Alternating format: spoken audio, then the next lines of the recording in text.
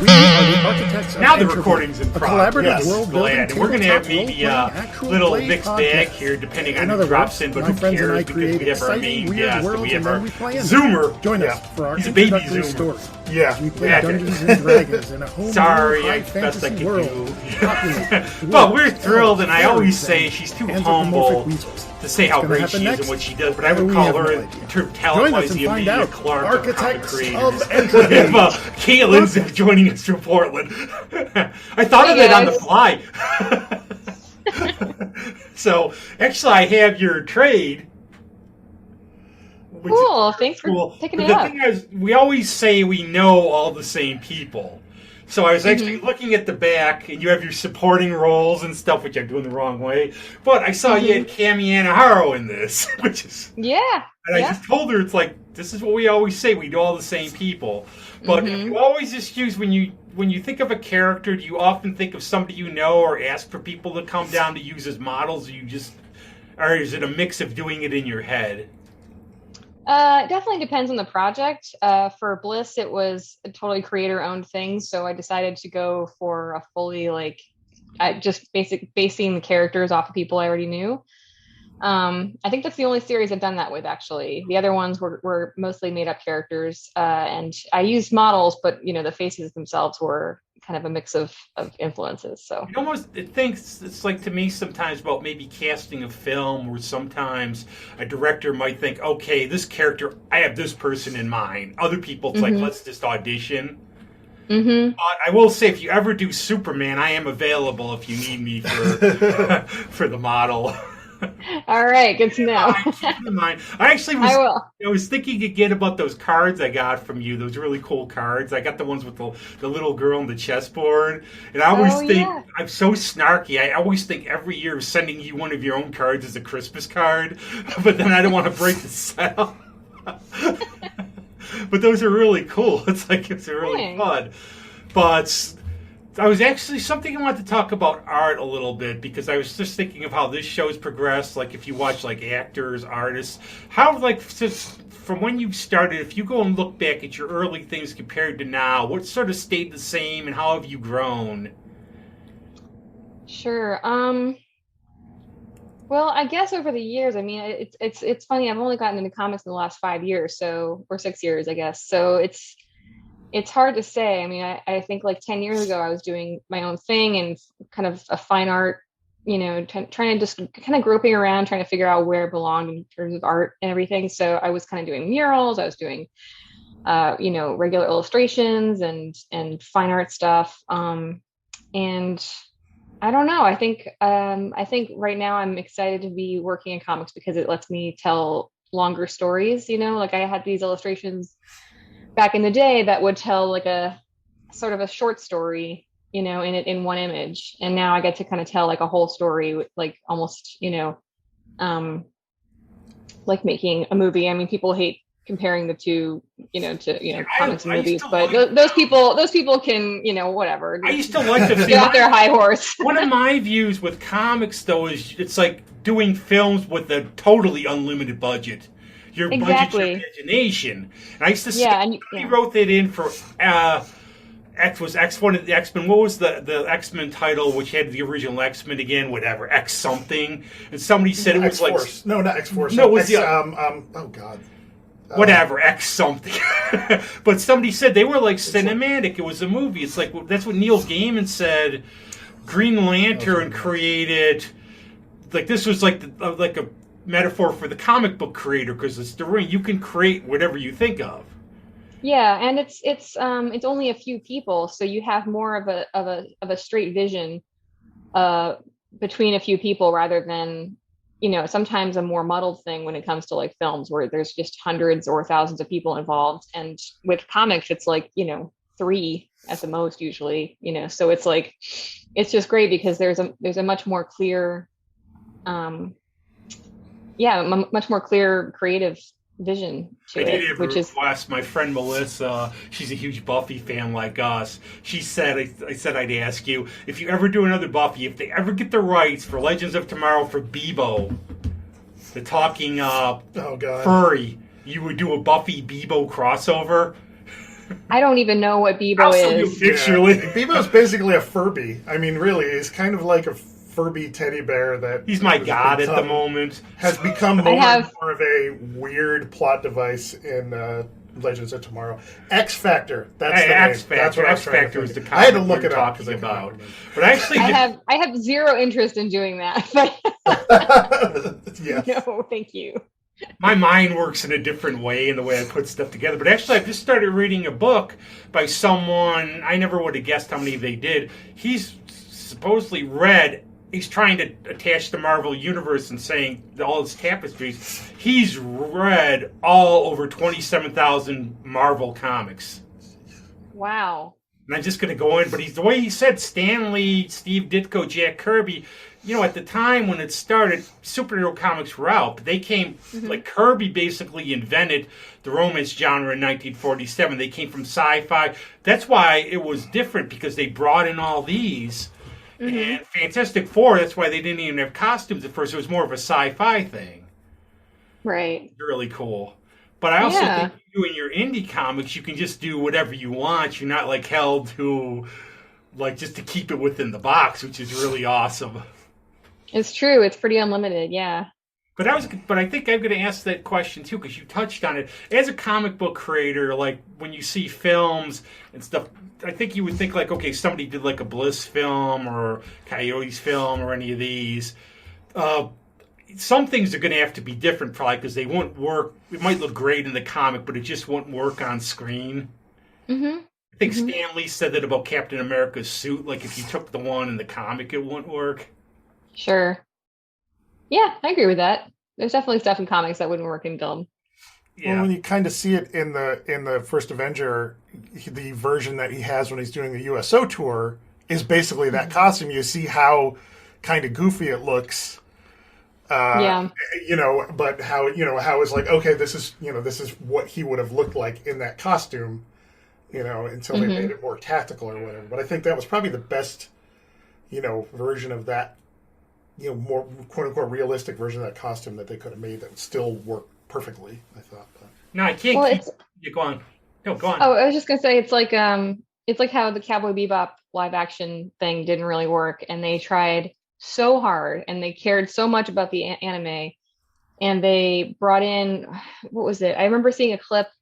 I didn't actually watch this episode because I was just like horrified, but I saw this clip of Ed, and Ed comes in and she's basically kind of Ed from the anime, but she's so Ed from the anime that it's like not working. It's just like embarrassingly over the top, Yeah, and literally, I think they knew that because she literally only shows up at the very end of the last episode, and okay, they were afraid of this. Yeah, and that's my thing. That was my problem with Zack Snyder's Watchmen in a lot of ways, was that he was being more precious to an aesthetic than to a story.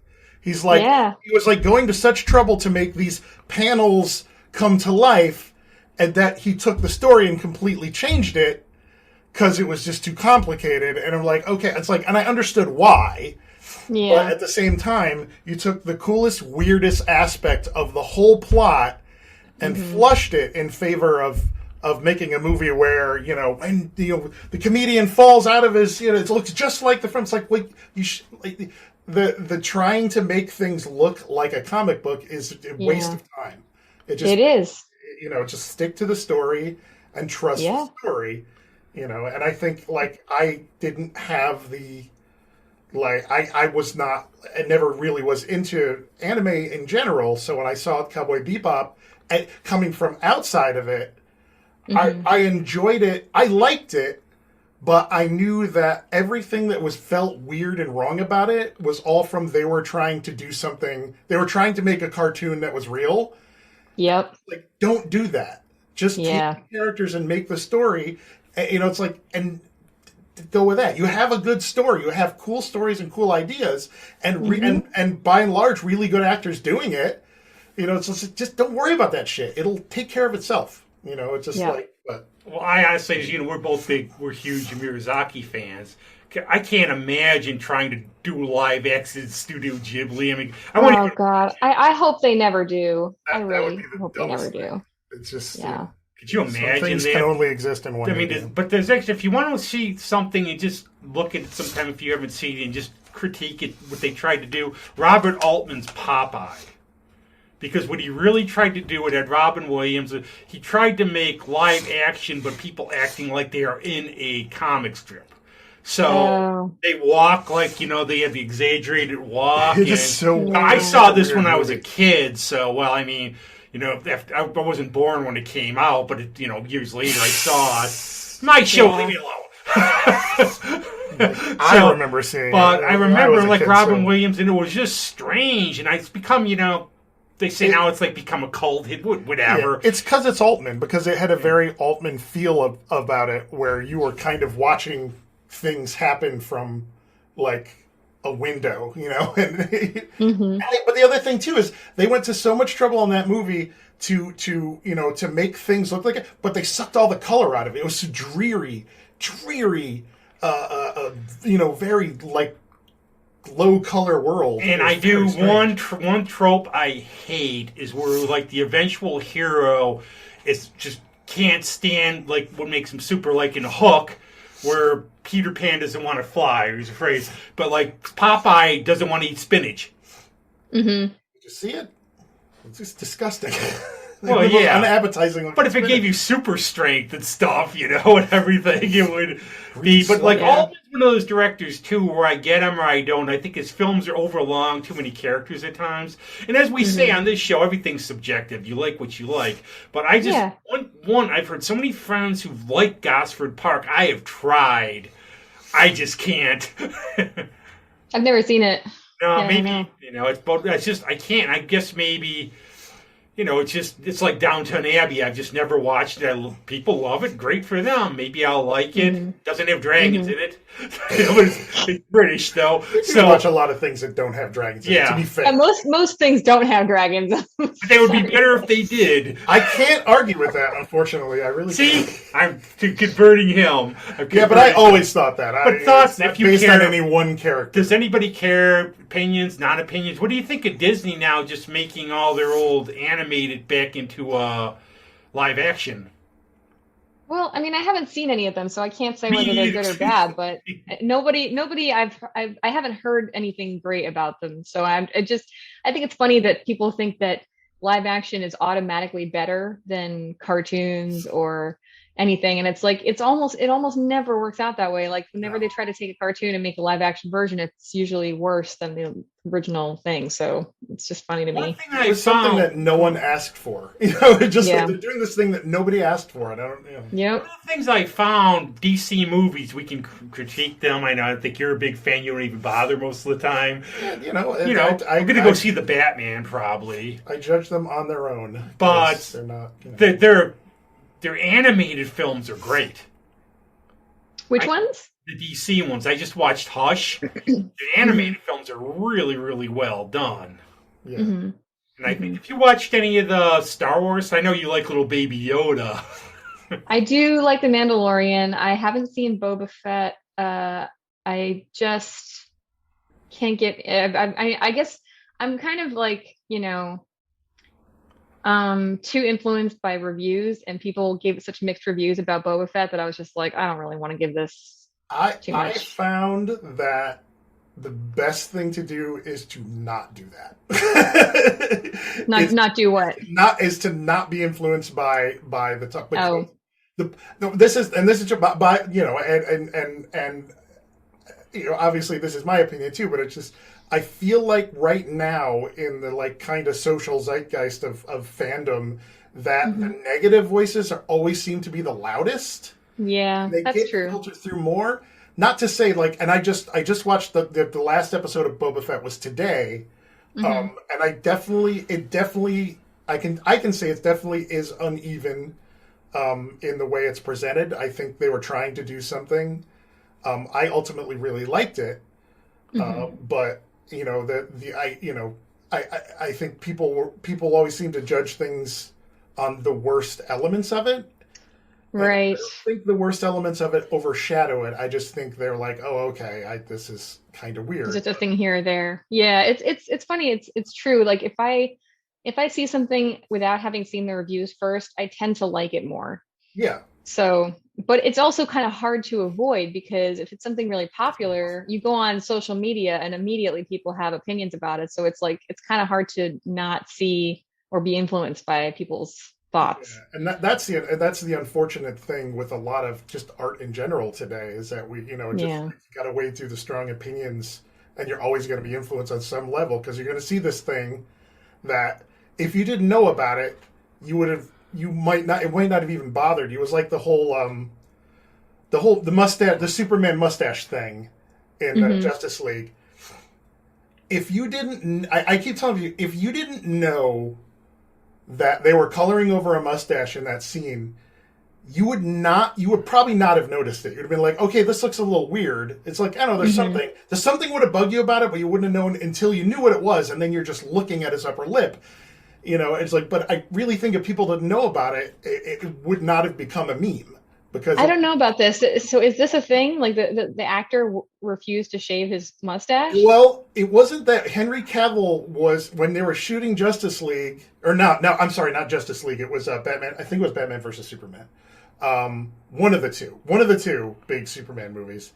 He was also shooting a Mission Impossible movie where he had this big mustache, and the studio would not let him shave it off.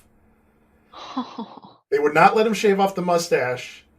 And so they greened the mustache out, and if you really look at his face in close-ups, his upper lip looks strange. That's cool. That's so crazy. What isn't it easier to add a mustache? Yeah, but well, yes, I agree. But the problem with fake facial hair is that it's always somewhat noticeable, and I think for that level of action film, right, you'll see every follicle, and you'll be like, hey, yeah. I mean, they had the technology to do it. Well, they did the one Karen Jill. I feel like it's studio posturing. It's Karen Jill and Doctor Who and Matt Smith regenerating. They had her come back. I think she wore a wig because she shaved her head to play. To play. So, and of course, everybody's got to harp on that. And I have a view, knowing so many artists and musicians stuff.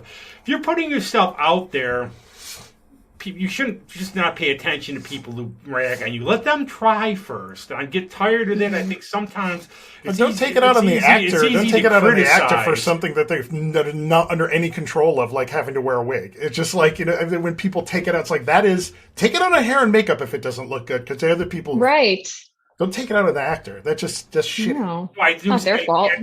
Patrick knows this too, because in Titus, didn't he sever your hand? I had to cut my hand off every night and then sew it back on. See? No, but he didn't use his real hand. He didn't use his real hand. But I think some people criticized the play for that. But it was kind of hard, to have it, and then get the doctors in every day. You can't kill 9 people, slit people's throats and bake them into pies every night. You'd need too many people, and probably the police would get involved. It's a lot of effort, yeah.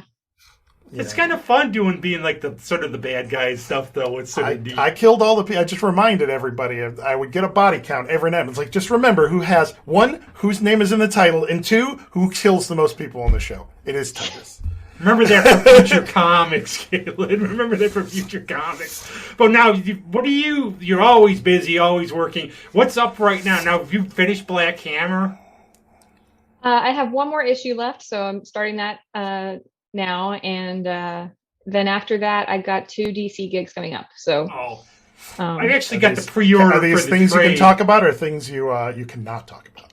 Not talk about the projects themselves. It's not a Game of Thrones tie-in that they bought the rights to, is it? I'm sorry, no, it's not. Are you gonna one day. Are you going to watch House of the Dragon when it comes out, Rob? No, never. No, it won't be the same. It won't be the same. But I thought you really liked the dragons. Actually, that too. But so that's awesome for DC. So I've actually been. You're so busy doing all this. Do you manage to read any of the comics coming out at all? Or I'm behind years. You're the only one I follow. Otherwise, I was like, what? Oh, this is 2017. I didn't get this yet. Right. I haven't had time to go through reading stuff. I've been looking at people's art though, which is really fun just to see artists doing cool things. And I would definitely want to catch up on Saga because I know it started up again. So my next goal is to catch up on that because I think I only read like the first volume or something. So that's awesome. But this is awesome, DC. I can't wait to see. I'm going to try to guess what they are. You can tell me, not on the show, but I'm going to try to guess. But I'll tell. Then you can tell me when you can. Well, I was only off contractually obligated. She obviously will not tell. No, we're not today. Not today. But once they come out, I'll just see and say I was sort of right because I'm picturing sort of. But the way you are, you might be doing something totally out of your comfort zone just to challenge yourself too. So. So that's awesome, though. I think that's really great. Thanks. Yeah, I'm really excited. Which comics have you like? I know more. You're more like alternative in terms of what you read and followed. Which, again, this isn't touching at all what you're doing. What are some of the characters you've sort of liked over the years? Yeah, I mean, I'm definitely more into the indie stuff. I know obviously love like Vertigo, and so like it's. I obviously Sandman's my favorite thing ever. Oh gee, I would have gone there from everybody I know. It's like I know 5 at least friends have dressed as Death for Halloween. Yeah, I've definitely dressed as Death a few times. It's I can't wait for the show to come out, and I don't really know why I can't wait for the show to come out because I'm always disappointed by adaptations. Oh, we wanted to talk about that too. I think Neil Gaiman is very involved in it. I think it's probably. I know my friend Alexis and I go back and forth chatting about it because she's a huge fan. She loves like the casting. Like for me, I only know a couple people in the cast. I'm like behind, which is cool because it's more of an open book for me then. I've seen the pictures of the actor who's the lead actor for the project. Like don't know. Like I cannot identify them. Now, Brienne of Tarth is Death. I know that. No, she's Lucifer. Yeah. Yes. I know she was one of them. But people were asking me, like, when I died last year, did I meet her? And I was like, unfortunately, no. It was just darkness. Oh, jeez. You won't believe how many friends of mine were asking, well, what did you see? What did you see? Yeah. I would say, there was, like, partly Beatles, partly Who concert starting, and they pulled me back before I could see it. Oh, jeez. You have to have humor about it. But have you watched Lucifer at all, speaking of that, the show? No, I haven't. I think you would like... it's... Okay, now, again, we talked about adaptations. It's not the same as the book. It's Mike Carey's book, which I think is really good. But I think, again, maybe if you considering a budget, it's TV, they changed it, but the lead was really good. And I thought it was actually very good. Okay. And I'm actually going to start Good Omens. I can't believe they're doing a second season of that. I've watched that first. I mean, I'm ultimately not surprised at how well it did, but I just remember the big thing when that came out. It's just like, well, the nice thing about this show, it's a self-contained story. Once you get it, it's all over. That's it. We're like, we're doing a second season. We just like to do. I feel like everyone just, and I'm sure a lot of coin changed hands to make that happen. But I mean, that's the sad thing is like when money is obviously like too much of a factor, like the Hobbit movies, like I just was like, really, guys, you have to make 3 of these and they're all kind of terrible and like. Yeah, and the reason they made 3 of them was 100% money. That was the only reason, and the worst, I think the biggest crime of that whole thing was the original idea could have been amazing of having Guillermo del Toro. I said Benicio del Toro. That would have been interesting. No, Guillermo del Toro make them and oh, that would have been so cool. He was originally the director of. They were going to do 2. They were going to split it into 2 movies ultimately, and he was going to direct it. And but when that fell through, I feel they went to Peter Jackson. I guess the reason that he wound up doing it was because he didn't want to think about who else they might get to do it. It was just like it was like Lana Wachowski in The Matrix Resurrections. It's like when they went to her, she was like, "Well, I didn't want to do the movie, but I did not. I much would rather not have someone else be involved. Like, just like I'll make it because it's my story, and if anyone's going to do it, it should be me." And I have a lot of respect for that. I mean, creators are are that, protective of the stuff that they've done, that, Yeah, but at the same time, like, look what happened with both of those, right? So it's like if you don't want to do it, it's going to be obvious that you didn't want to do it, right? Yeah. Like, isn't it? Like it's like yeah. like, I mean, I get it. I still think that I still think that obviously it's dependent on the creator too. Like if you have someone who and it backfires as often as anything else. But I saw Resurrection, and I think that I feel that it was the best of the sequels, but that's a very low bar because the other two movies I did not like, and I kind of like to pretend that the first one was the only one. Yeah, I mean, and the second one, if you're gonna, it's like the Matrix Revisited or whatever. Reloaded. I don't even get them right. Okay. I don't get the titles right. This one, I admit, I can't even talk about those films because I saw the first one. It's just they're just not my thing. But I can do a good Keanu Reeves impression about whoa. But it's just for some reason I just don't. I have a policy too. Like I don't comment on ones I don't. I hate that when people try to review something and they haven't seen it.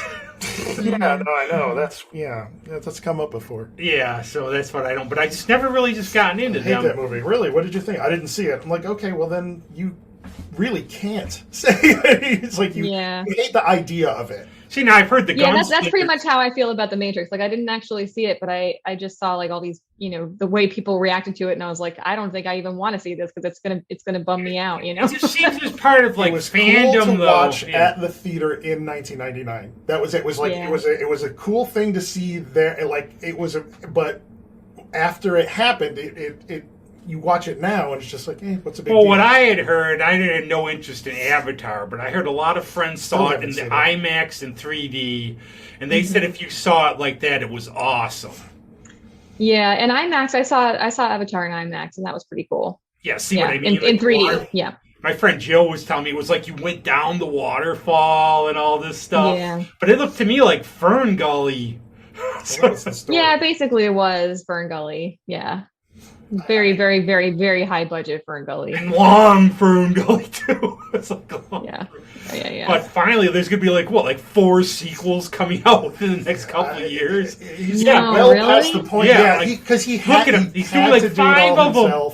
He shot like stuff underwater. He had to do it all himself. It took, decades. And by the time these even began to come out, no one is going to care. And it's just like now Avatar, after all these years, has kind of become a little bit of a joke with people. It's just more than anything. Has it aged greatly? No, I didn't really. And that's another one another one I never saw is not. It didn't interest me, and I just never. I think that's the thing, like you do, like your sort of limited series, and they're fresh then, because you do that, and I think you would know, okay, this is an ongoing, we know when to stop, because, okay, it's not as fresh, it's not as good as it was at the beginning, and you've always gone and walked away. And like when you do your unnamed DC things, you have a stint, so you're not going to be there for 100 issues.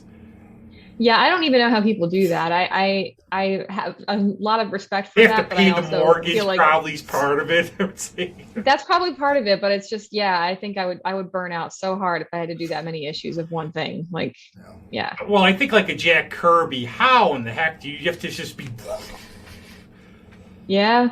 Or like Mignola with like Hellboy. Like, how many times can you draw Hellboy? Like, it's amazing. I mean, he's incredible, right? He's a master, but at the same time, I'm just like, don't you get tired? Isn't that tiring? You average, I think that's what I said, you were sort of slightly masochistic in Bliss because of those crowd scenes. Right. Yeah, those were, and I even asked, I remember being like, Sean, please no more. Not so many crowd scenes. It was like Coyotes had a bunch of crowd scenes, and I was like, fewer crowd scenes, and then the next thing I'd be like, I see a crowd scene. I would put like all the Sgt. Pepper people in there and stuff and everything else. Right. But one of the things I saw, and like I think, what do you average, even doing all your things? Maybe a page a day or so. If I'm lucky, yeah, that's the goal. But I also have a day job, so it's like, it's tough. I'm hoping to just do comics eventually. That's the Well, the when main like one of goal. your movies, you get the royalties from one of your movies, you can buy an island and everything. The way this country's That would be going, great. you might want to do that anyways. But I found something else because I have no artistic talent. That's why I promote Mhm. bands, artists. I seem to be gravitating. Michaela said the one time, I'm like really attracted to artistic people for friends. Yeah, because Mhm. I'm projecting. But so somebody gave me a coloring book.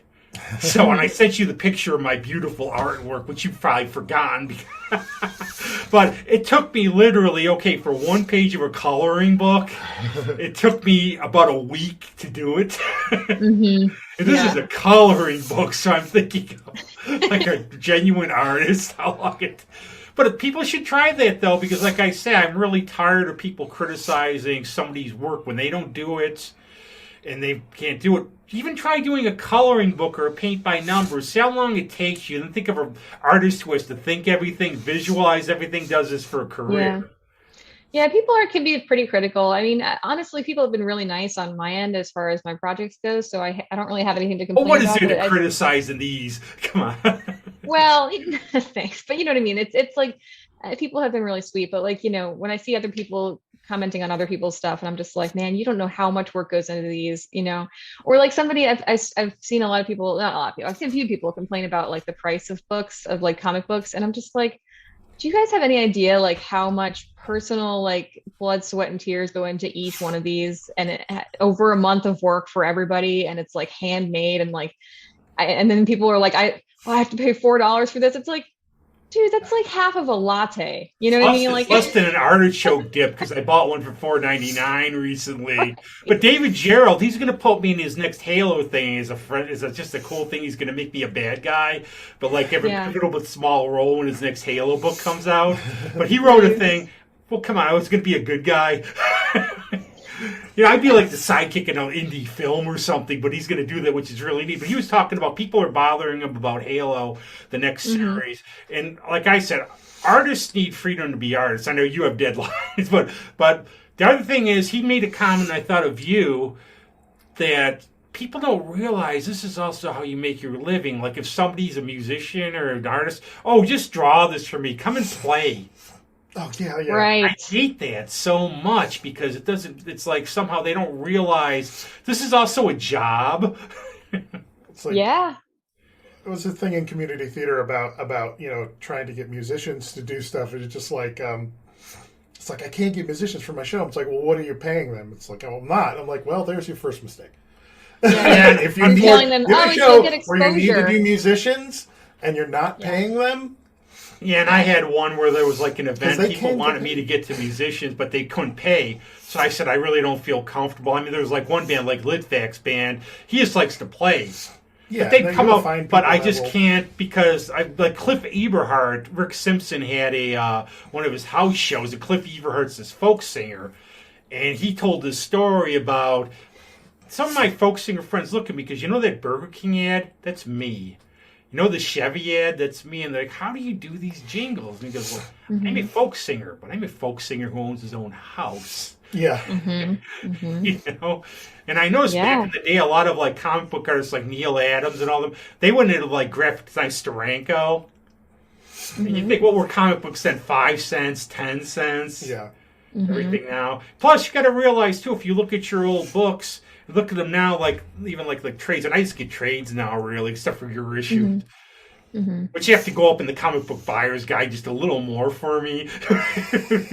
Would be nice. But it's great seeing your name in there. It's awesome. But the paper they're printed on now and everything else is so much better, like the quality of these things. Right. You look at like the old comic books, and that's why they were called pulps, because you just threw them away. And any kid, can you imagine like kids? And my mom told the story, and it may be true or maybe not. People said she had like the first Superman, Batman, all those, and she was of the age, and they tossed them out, which they would have done. Can you imagine that's why they're worth it? Like, if people hadn't tossed them and there were hundreds and hundreds of them out, they wouldn't be worth anything. But my whole idea for a story, I go back in time and I just buy comic books and then I sell them in mint condition now. And I probably like give everybody COVID in the 1930s and I'd be fighting zombies now or something. Yeah. Like that. But that's like other people go, well, what would you do? Would you do something historical? It's like, go see it. No, I go buy comic books in mint condition and I come back and sell them. I claim I found them in my grandmother's attic. They would just be 9.8s or whatever. They would probably be like, these are obviously fakes. There's no way on earth that this. They would have to look at them. That would be I was thinking of that. It'd be impossible. I was thinking of that though. People that there would have to be a way to test them, and they would have to come out to be real because they were. Yeah. If they would look at because I'm sure a lot of people who do fakes, they don't think about, okay, this ink wasn't used in those days, this wasn't used in those days, and everything else. Yeah. The sick part is how much I planned this down to a T to make it. I'd have to go get currency from those days because I'd be passing 2010 notes or something. Well, that was one of the gaming podcasts I listened to. A guy who was such I'm such a nerd that I bought a bunch of artificial rubies just in case I have to go back in time. Just in case I go back in time, I will just hawk these, or because there's no way they're going to know they're not real. Amazing. I think I said all my friends are like the 1% of the population because they're the only ones who get me. We talk about stuff like this, but one of the things like that too is that's when you're thinking of time travel and all this stuff. But I was going to ask you in terms of Marvel, have you followed any of the films or anything that have come out?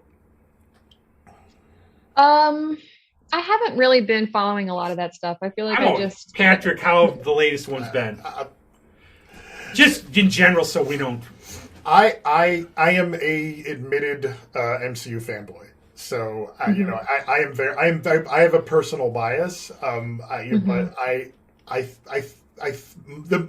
my thinking is that the reason that I like them so much is that despite the fact that they're always accused of being formulaic, the movies are always very different. They're not all the same, and they generally, for the most part, allow the creators of the movies to put their own visual and feel to it. So you can't you can't say that Thor, the Dark World, and Thor Ragnarok, these are three completely different movies. I did really enjoy Thor Ragnarok. I love the thing. I almost got I was of two minds about it. Plus, Kate Blanchett was awesome, but she always. Oh yeah. But that movie was great. But I was torn because I was thinking it was so good, but I almost wanted to do another one. But it was so good, I don't want him to do another one. Well, another one's coming out. I mean, Love and Thunder. Yeah, but how is he? Is it more Natalie or is it more? I don't know. It's not.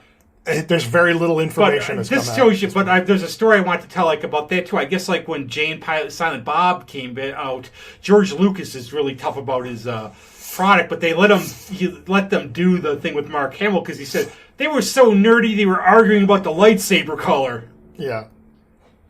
Yeah. George Lucas got to sue somebody. But I also have a thing. Yeah. Okay. No. Oh, I did love Spider-Verse. I thought Spider-Verse was great. I've heard it's great. I've heard it's awesome. And I love Alfred Molina. I finally dug up a copy of Undertaking Betty. Well, you're talking about Into the Spider-Verse, right? Oh. Not I'm talking about the cartoon. Yeah, the cartoon. I know you said you love that. It was it's one of the best superhero movies ever made. It's ever made. Yeah, bar none. Yep. And Ross Asterian that I've liked. Zach, what's his name? Oh my god, Zach Retz. I worked with him at Working Man, and he worked on the concept art for that movie. Cool. He's amazing. You guys should check out his work because he's a next level concept artist. Yeah. The other thing that was cool about that was that it's an animated movie that had multiple styles converging at the same time, and it worked. Yeah, it did. That whole idea, I gotta imagine for an animator has got to just be if this fails, it'll be the worst thing ever. But it worked. It was a big risk. Is that a thing though? You think too? Also, you must think, okay, can the general public follow this? Because people who are reading the comic know what's going on. Where people are there's a pig is Spider-Man.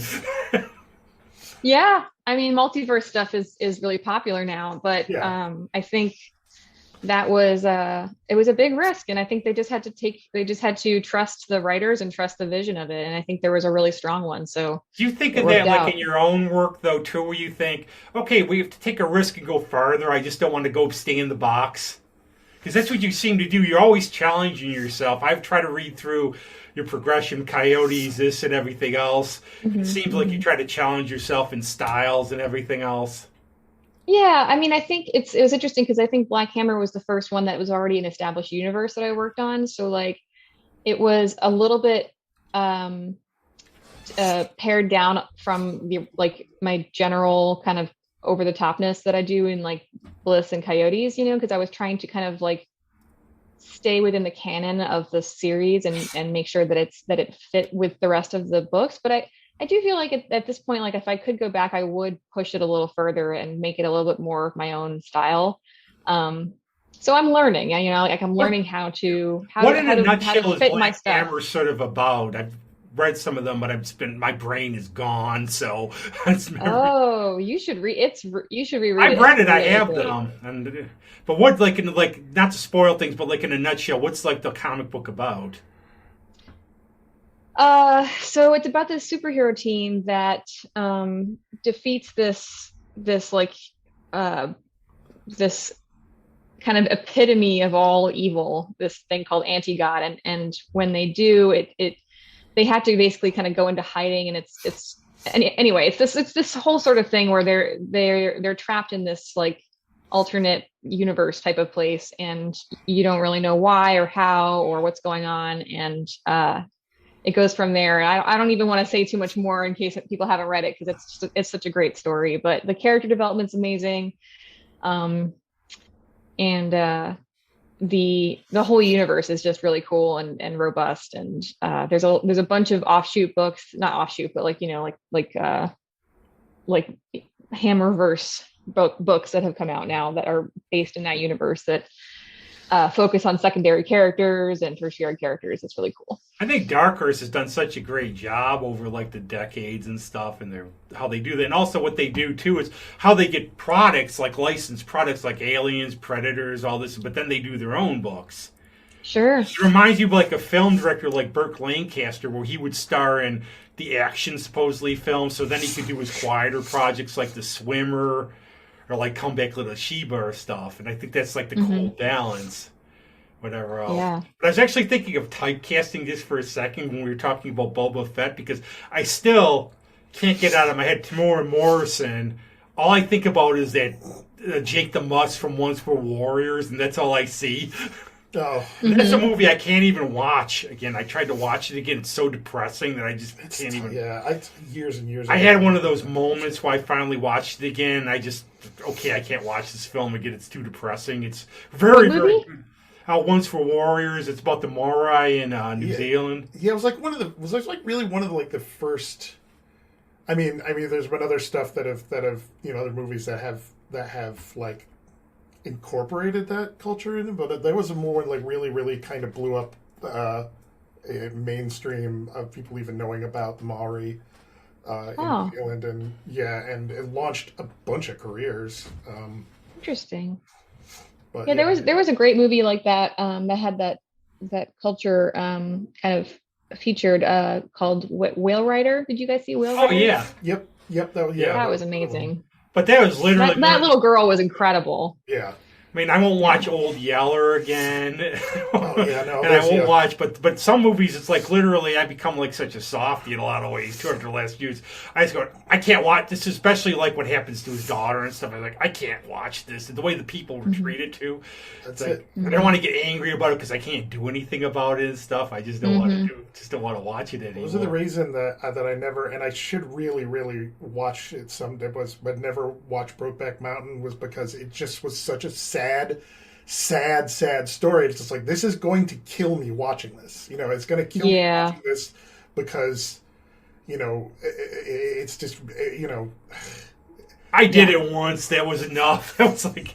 It's just like, and cause knowing what really happened to those guys, it's just like, even if this is a 10th like that, the story is dramatized. It's just like it's no. And I had heard all about Brandon, Tina Brandon before. And my view is like my view with people is always, why don't you just leave people alone, let them live their lives, and then like stuff like that happens. But I was like, okay, I have to watch this. Well, people when people were when the Laramie Project, when people were doing, and they did when everyone was doing the Laramie yeah. Project, I remember seeing it one time, and it's like, oh, we're doing the Laramie Project. It's like, I can't. No, MJ was in it. I remember that. I can't see that show again. It's too much. It's just too much because just like, it's some of these stories are so. Yeah, like and right now, like where we are in history, it's kind of hard to watch those kinds of stories. Although I will say that I would recommend Station 11. Have you guys seen Station 11? I did. Station 11 was beautiful. It was. I mean, I haven't finished the whole thing yet, but I've watched the first like 6 episodes, and oh my god, it's just incredible. I mean, and I read the book too. Uplifting post-apocalyptic ever. Like, yeah. Absolutely. Yeah. I read the book, and the book was fantastic, and then the movie, I mean, the show came out, and it's equally great. I mean, it's just it's a little different, but it's really well done. I know they had made some significant changes, but from what I understand, that there were things that were very justified, and just it's like adaptation. It's like if you have to change something for the sake of the way you're telling the story, I don't think there's anything wrong with that. I don't think people just don't change things usually don't change things just to change them. It's because it's a different. I do think talking about those Disney films too. I finally watched Terminator: Dark Fate, and I thought, please, no more. Don't do any more. This was just. Honestly, of the Terminator sequels, other than T2, that was probably the best one in my opinion. I am not. No, I am sorry. Genesis was not good. I know you're in love with the lead actress. I understand, but that doesn't make a movie good. Star Wars movie. Have you ever seen Carnival Row? And I'm asking just because I've heard about it, but I've never seen it. It looks like it would be up our alley, sort of like with the creep factor. I've seen it. Yeah. So humble brag, I got to read that script when I was interning at Jim Henson Company back in like 2006. You can I brag for you because you're great. Yeah. Caitlin got to read the script back in 2015. It was that, and what was the other one? Oh, the new Dark Crystal thing. I know you love that too. I know you love that. No, I didn't. Why don't you love Dark Crystal? I thought you did. No, Never Ending Story, right? I love both of those originals. I didn't love the new Dark Crystal, but anyway, Still haven't seen it. I read both those scripts and the thing, and I figured they would never turn into anything because it was like 10 years later, and I hadn't heard a peep, and then all of a sudden, both of them turned into actual things, and I was like, okay, so Hollywood just works kind of slowly sometimes. They just there's the fact that there's stuff that languish in development for years and years and years, and projects that start one thing and then completely become something else. But the thing that I liked about Carnival Row, and not everybody liked it, but the thing that I liked about Carnival Row is it was a genre series that wasn't based on any pre-existing thing. Which is rare these days. It's just like, this is not based on a YA series or a comic book or anything else. It was a completely original story, so it's just like I that was to me like a big thing in its favor. Was like this it was good. I liked it. I mean, it definitely had flaws, but I liked the fact that it was an original story. Yeah, for sure. You know one I think you would really like, and I hope it's supposedly going to end after the 3rd season. They're torturing the main characters so much that I wish it would, because it's so getting angst. Nancy Drew, of all things. I think they're trying to do a combination of Veronica Mars and Buffy a little bit. It's like sort of dark, sort of supernatural, but I'm getting sick of like putting the lead character through every ringer in the book. Where it's like, let's torture her this year. Let's make her life miserable this year now. Did you see, why do people think they have to do that to get something good out of an actor? Like, their whole job is to act. They don't have to be put through actual hell. I didn't know anything. I don't know anything about that though. That project. Well, just to see, so always it's got to be angst written. Nothing ever works out for the character. It's always got to be miserable. She's always loses everybody she cares about. It's probably a dirty word to say now, but that was the Joss Whedon factor. Yeah, that was one of the cornerstones of things. And let's also say that he might be a horrible person, but there were still a lot of good things that he made, and just like I mean, you can't say that Buffy wasn't great or that Firefly wasn't great or that, But his thing was happy characters aren't interesting. It was just like when characters have that much, they're not interesting or something. Like he said, it was a lot more blunt because that's apparently the way he is. Yeah. And I always say, actually, we had Connie Deming on the show, and we were talking about Roman Polanski, and I just said, look, it's everybody's personal choice. It's like my friend Shaz tried to separate the artist and art. It's up to you and what they do. Maybe, I wouldn't support somebody if you found out, if it was really, really atrocious, if he was just an asshole, but it's up to you to support. I'm not giving Joss Whedon any more money. No, I'm not. I'm never buying any of his other stuff ever again. And but Jorah Lansdale, go on. No, go. No, it is a bummer because a lot of the people that I've loved throughout the years have turned out to be just awful humans, or just really flawed. You know what I mean? Louis C.K. was my favorite comedian. You know what I mean? Some of the and now it's like I can't even. It's just like why, it's man? Tough. Like why did you have to? Why?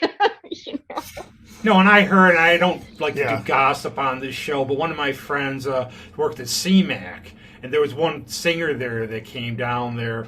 And he said he was like the most arrogant, worst person he ever dealt with. And I was sort of taken back in surprise. I still but him I trust. But why do they always have to be like jerks or whatever and everything? The other thing I think to keep in mind when you're hearing people, and granted, it sounds like he had more of just a passing thing. That's my thing. But the thing about I agree. So I saw the celebrity and they were a jerk, and I'm like, well, you have to consider two things: what was going on in their head right then. Were they in a bad mood? Or what did you do? Sometimes people go up to people when they obviously don't want someone to come up to them, and they're like, hey, can I take a picture or whatever? And they're Paul Newman. Oh, he was a dick. And I'm like, well, sounds like you were probably kind of the dick in that scenario. Paul Newman famously said, I don't sign autographs. He's like, oh, want to know why? Somebody came up to me while I was at a urinal and asked for one. Yeah. Oh, yeah. And the thing I've heard about Paul Newman, and again, it's secondhand, but a friend of mine, he chauffeured him around when he was in town for his Newman's Own. He said he was the nicest guy you could ever meet. His big joke was, this Newman's Own stuff, it made like $1 billion for charity. Why am I giving it to charity? I should have kept it for myself. And people have bad days, and I just take that about this person because I've heard other things. I've actually knew somebody from his band who said, but I don't want to, but it's just okay. It's like one person's thing, unless you meet somebody. Yeah, and there are some people that are like, I don't do it because I would stop and I would, because I don't take pictures with people because if I take pictures of one person, I couldn't just do one. I would have to take pictures of everyone, or I'd feel awful. But I want to go up. So I can't. It's all or nothing. It's just like I don't have time to take a picture with everybody because I want to, and I'd feel bad for that person over there. One of the funniest stories ever is with Jen Marks, where John Waters came, and we were going to go. After he came to his Christmas show, which had about as much to do with Christmas as I saw that show. It was great. You were there. It was great. Yeah, it was great. So we were going to have signed books come out, so we're waiting for him. And I remember going to talk to him, telling him about how he got me through high school. And I said how the Edith Matt, the egg, Cotton Wears the Eggman scene creeped me out more than the dog turd scene in Pink Flamingos. But I'm talking to Jen Marks afterwards, and she's like, what'd you think of John? Because she had Pink Flamingo Salon. He did. It's like, I can't believe it. I'm sort of disappointed. And I'm like, why? He was super nice. I wanted to be sort of a dick the way he was. Yeah. Sometimes there are people that have that, that persona, and then when you meet them, it was like Gilbert Gottfried. It's like the big thing with Gilbert Gottfried was that he doesn't talk like that. He does, and you think, who would want to be around someone who talked like that all the time? Just like same thing with Bobcat. Would you make like a character like that ever who's got the obnoxious word balloons where people are like, you're Jar Jar Binks? Yeah. I mean, I'm not lettering anything coming in the near future. So I respect that because I can't imagine. I remember Bill Oakley from here. My penmanship sucks, as you know. As you know all too well. Well, a lot of people use fonts. Yeah. So they don't have to do things all. But I've told Alyssa when she's been on the show, because she's met Taylor Swift, she lives in Nashville, I go, our birthdays are the same, and often I'm mistaken for her. But I've gotten to the point where I will sign the album or do. I hope they don't sell them on Amazon, but I will do the selfies now. Mm-hmm. Makes their day. It's like, you know. Mm-hmm. I'm really delusional after last year. Just bear with me a little bit. Sure. But now, what are you looking for in the years ahead? You like just pretty much go as you're going, and Yeah, I mean, I think just as long as I'm getting steady work and I can pay my bills, I'll be happy. I just want to keep making comics, you know? that's also very cool. And I mean, your stuff. We want you to keep making comics too because they're really awesome. I don't just if you sucked, I would tell you. Okay, I am honest, but I think this is really. You want me to say it's bad? I can't. Maybe just off the air. Just tell me later. Yeah. You know, but it's like I try to promote my friends on here, but I always say the one thing about the show is I have people on whose work I think is really good. But it's funny, like when I was out with Ben and Katie Morey and we were out, it was like, okay, it's COVID #1. So Katie didn't advertise the show at the Little. I'm like, I don't really want to go because I really want to see them. But COVID, but they're pretty safe. Yeah. Katie didn't advertise, so it was like just us there. We were talking. So we mentioned you, and I'm going, it's the 6 degrees of us. We should just connect all the people we know. Yeah. And Ben's going to come on the show in like about a month or so. And Katie just put out a new album now too. She's going to. Nice. I love to pre-order your stuff and albums because I forget that I did it. It's like the creative fairy sends it. I told Sam Snyder. I get this email to go pick up. It's like somebody gave me a gift. Like, oh no, I pre-ordered it. Yeah. But it's just cool seeing everybody progress, as you know, like all through the years. Like all the bit, like Jackson Cavalier is still here, obviously. Old Lang Syne came back last year. We missed them, obviously. Yeah, me too. That was the only thing about that show. It was packed, and it was so. Was it? It was okay. That was #1, like Hannah Widener. I could see Josh Netsky, and I wanted to see them, but I ended up leaving at intermission just because it was so hot that day. It was like one of those, but it was just they're such nice people, and they're so good too. They are amazing. You know, we can't leave any show. There's 2 things we have to talk about: Emilia Clarke in some way, and music. So I think it's come up. So we've done the one, of course, and hopefully she'll have you, for a future book, and I could be your agent and just meet her and work out the terms. Well, I did do a variant cover for her. For the new Mother one, of Madness. the new one?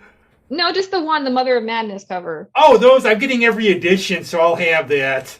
Cool. I'm getting all the variants, and I'm getting like 5 copies of each, so that's awesome. Nice. But I've read the story. Did you think that was a neat concept? Yeah, for sure. I thought it was too, because it's cool because it looks like Mom. You don't know what it is. Is it a killer mother? Is it a giant cow? No, it's Right. Mother of Madness, and I like the whole thing behind it. I think it's clever because it's outside the box.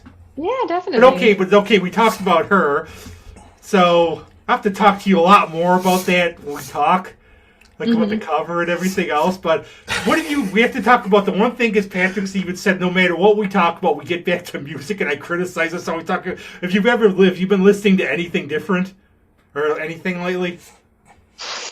Not that much that's different that I can name off the top of my head, because I've been listening to some new stuff, but it's like it's all kind of scattered, so I can't remember all the names of things. But I definitely I think last year the biggest thing I've started listening to the most was Big Thief.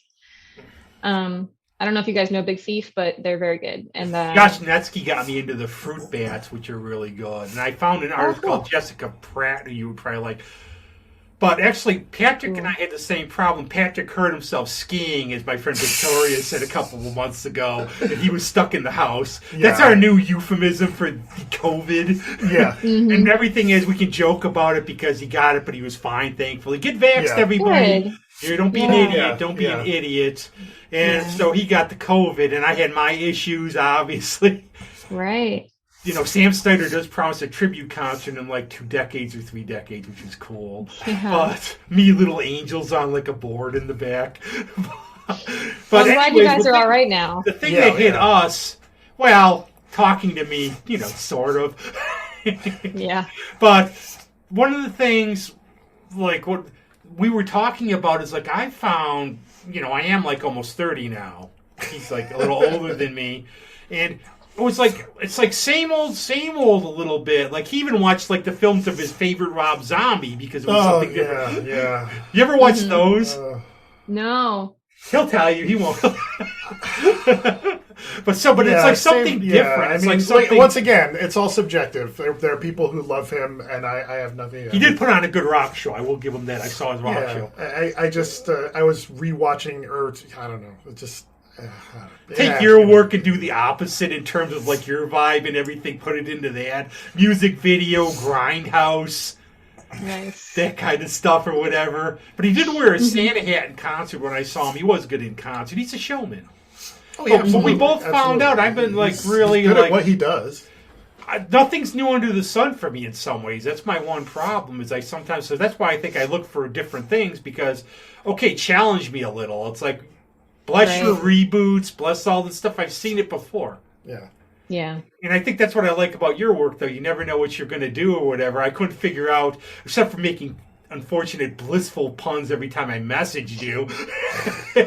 I couldn't figure out where... But that's what I liked about it. I didn't know where it was going, which is awesome. Right. You ever, read the first page and you go, oh, I know what's going to happen. Well, we didn't know it was going to happen either, so... You're making it up as we go along. It's like this show. That's why you got this.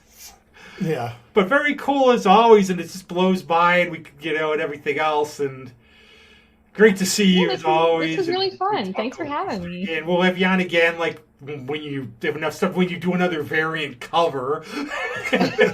Sure. Some people worry about me, but I've heard, well, we all have our little neuroses and everything. You probably like a weird flavored sushi or something. Who knows? I was just thinking I had Wegmans sushi the other day. I'm slumming. Oh, yeah. I love Wegmans sushi. I like Wegmans, but I have a sumo right by me, which I can just call and just go down. And the guys are great to talk with. But I'm afraid even to go in restaurants. Thanks, now I have to have sushi. Thanks.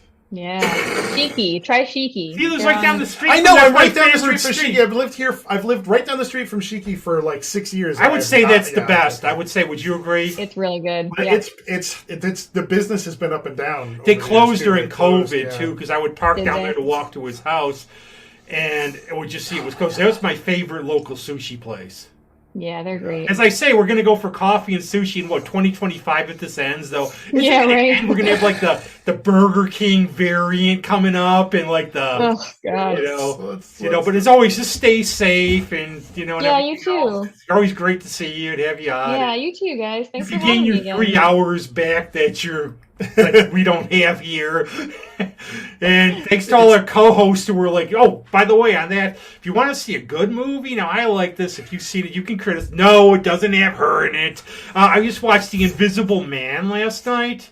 Mm-hmm. And talk about, this is the Elizabeth Moss one. Talk about slow-burning horror and creep. That was really good. Really, really, really cool version of that story, and very, very timely in an unfortunate way. But and it made me think also of if they really, I don't believe in flying saucers, all this other stuff, but if we could do invisibility, that's the way you would do it. It would have to reflect optics. It's the ultimate gaslighting. Yeah, is what it is. For sure. And I'm not going to say it was upbeat, but it was just really cool how they took that concept and. Just ran with it. Just they think that she's losing her mind because they can't see. No, but the part in the you've seen it, right? Mm-hmm. Okay, the part in the restaurant. Mm-hmm. Yeah, that is. Yeah. All right. Yeah. Well, we are just we could stalling this goodbye. 3 hours. So. I know. We gotta let her go. I'll send you a Bebo picture. Okay. Sounds good. Thank you. It was nice to see you. All right. Great seeing you guys. Thanks. Bye-bye. Later. We are the Architects of Entropy, a collaborative world-building, tabletop role-playing, actual play podcast. In other words, my friends and I create exciting, weird worlds, and then we play in them. Join us for our introductory story as we play Dungeons & Dragons in a homebrew high fantasy world populated with dwarves, elves, fairies, and anthropomorphic weasels. What's going to happen next? We have no idea. Join us and find out. Architects of Entropy, a podcast.